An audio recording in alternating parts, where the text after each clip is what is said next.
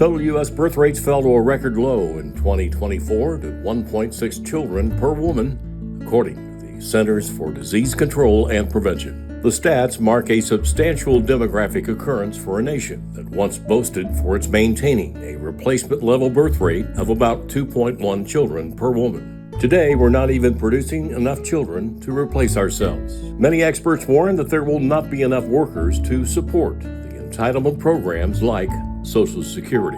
And a country with too many old people and not enough young people will ultimately cause economic and poverty consequences for everyone. I'll look at these issues in my new video, The Long-Term Possible Consequences of the U.S.'s Record Drop in Birth Rates. Unfortunately, the U.S. birth rate has now fallen below replacement levels. The 1.6 children per woman rate means our society is not increasing in population, it has dropped significantly. In the 1960s, the U.S. fertility rate was an estimated 3.5, but fell sharply to 1.7 by 1976 after the baby boom children. It increased in 2007 to 2.1 before falling again. In 2023, the birth rate was 1.621, but dropped down again to 1.599 in 2024, according to the CDC. Remember that the U.S. was once among a handful of developed countries with a fertility rate that ensured each generation had enough children to replace itself, roughly 2.1 kids per woman. But over 2 decades of falling birth rates has changed everything. So what do researchers say has caused such a dramatic drop? I'll look at the factors that may be causing it.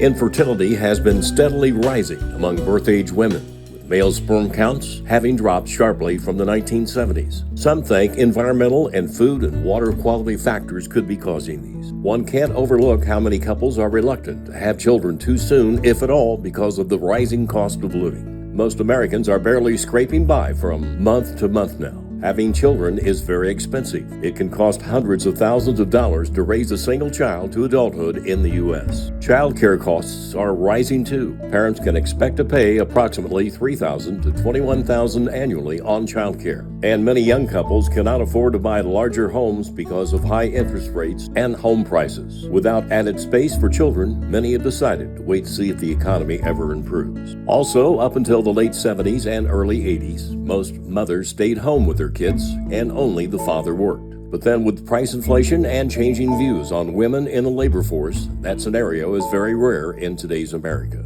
Today, most women are working and prioritizing what they feel is important, which often means delaying having children. It's difficult to have a full-time career and to be a full-time mother. Having children is no longer a wide priority for most women. They often feel that motherhood interrupts lifetime career progression. So will society actually collapse if our low birth rate trend continues? Experts recently had a story on while women are waiting longer to have children, panic projections about our future society rely on 3 key misconceptions. First, beliefs that fertility rates will follow predictable patterns far into the future are not necessarily true.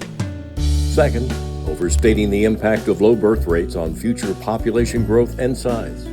Third, a misconception which ignores the role of economic policies and labor market shifts in assessing the impacts of low birth rates. But the fact is, birth rates generally are declining for women in most age groups, and that doesn't seem likely to change in the future, according to Karen Guzzo, who is the director of the Carolina Population Center at the University of North Carolina. She also said that people are marrying later and often worry about being able to provide enough money, health insurance, and other resources necessary to raise children correctly. Guzzo isn't real confident in any birth-promoting measures Congress could offer because they don't tackle larger needs like parental leave and affordable childcare. The CDC's new 2024 report is based on a more complete review of birth certificates other than provisional data submitted earlier this year. It showed a 1% increase in births, about 33,000 more last year compared to 2023. That brought the yearly national total to just over 3.6 million babies born. From Indiana, this is H.A. Graves.